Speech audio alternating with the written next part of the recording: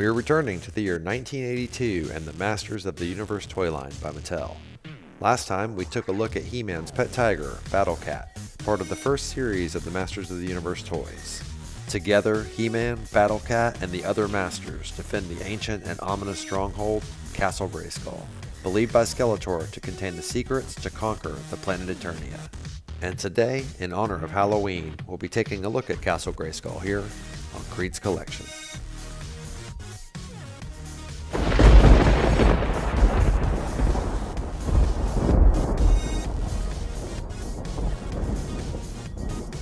Castle Grayskull, the fortress of mystery and power, and quite possibly the coolest and most iconic playset of all time.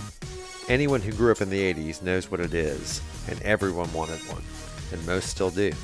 This toy is one of the crown jewels of my collection, so get ready for the longest review yet as we take a look at our first playset, just in time for Halloween and episode 13. Let's start by taking a closer look at the outside of the castle while it's still closed. The designer of this piece, Mark Taylor, did a remarkable job on all the stonework and details. It really stands out. It's pretty amazing stuff. It turns out he designed most of the toy line, including He-Man, Skeletor, and Battle Cat as well. Here we have a He-Man figure eye view of the front of the drawbridge in the castle. As you look up, it really gives you a sense of scale and how large this would be if it was full size. Here's the back of the castle. I really like the detail work here as well. The shingle roof on the right on the tower, as well as here on the lower left, looks really great.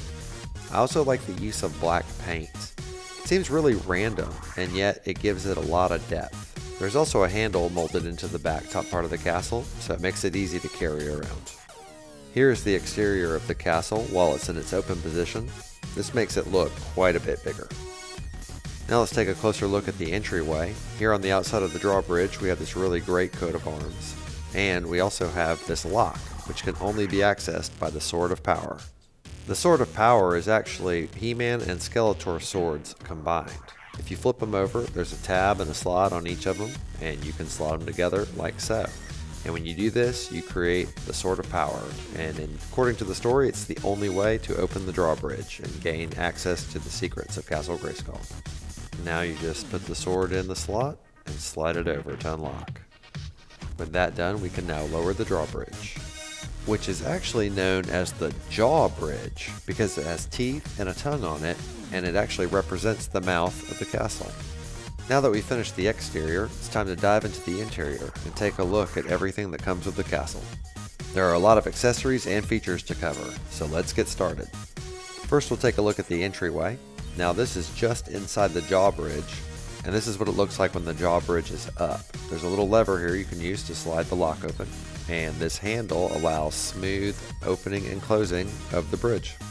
Directly to the left of the jaw bridge is this dungeon decal. Now that may seem like an odd placement, but it actually has a point of being there, and we'll talk about that in a little bit. Next we'll be taking a look at the training area. This includes the battle rack and all the weapons, as well as the sparring tool, and the first of 3 cardboard cutouts that adorn the castle as decoration. This first one is a pretty cool looking weapons rack. And here's the actual included weapons rack, and all of the weapons. That's right, I have every single one, I didn't lose any. And before this review, I could have sworn I had lost 1 or 2, but I'm glad that I was wrong, because I used to use these weapons all the time when I was bored with the weapons that my figures came with, so it was neat to be able to swap them out with these. This is the sparring trainer. It allowed a single character to practice alone.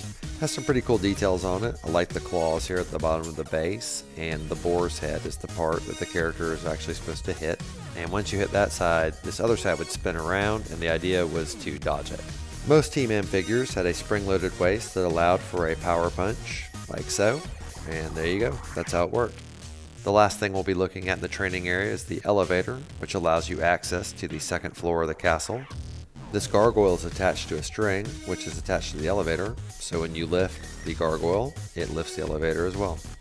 It goes up really smoothly, however at the top here it usually does get stuck. All it takes though is a little push with your finger and it'll slide right back down. Next we'll be taking a look at the control room. This is right above the training area, and it's probably the least interesting part of the castle. It really is just the elevator landing and the control console area, which is our second piece of cardboard decoration, and more importantly, it gives us access to the throne room. which is the last room in the castle and arguably the best. Here we find our third and final cardboard decoration, which I always thought was a robot, but some people have told me that they think is a suit of armor. So it's really up to you. It's pretty cool looking either way. Right in front of the robot or armor is a cool looking carpet, and then here is the throne itself. Here's a closer look at the carpet. I guess it's really more of a rug, and it has a crazy looking eyeball right on it, which I think is awesome. And this rug also hides a secret, which is probably no secret to you if you grew up in the 80s. When you turn the throne 90 degrees to the left, a trapdoor opens, dropping you down into the dungeon. Now that decal placement makes perfect sense. This is the underside of the floor, allowing you to see what the mechanism looks like as it opens the door. I'm sure you wanted to see the trapdoor tested on an actual He-Man figure, but at their age, once they've fallen, they might not get back up. An alternative route to get up to the throne room if you don't want to take the elevator is the included ladder. I always used to put it here because that floor indentation seems like the perfect fit. Up above the throne room we have the two parapets where you can pose action figures. It's also where you put the flag and the laser cannon. Here's a closer look at the flag. It's got one side representing good and one side representing evil.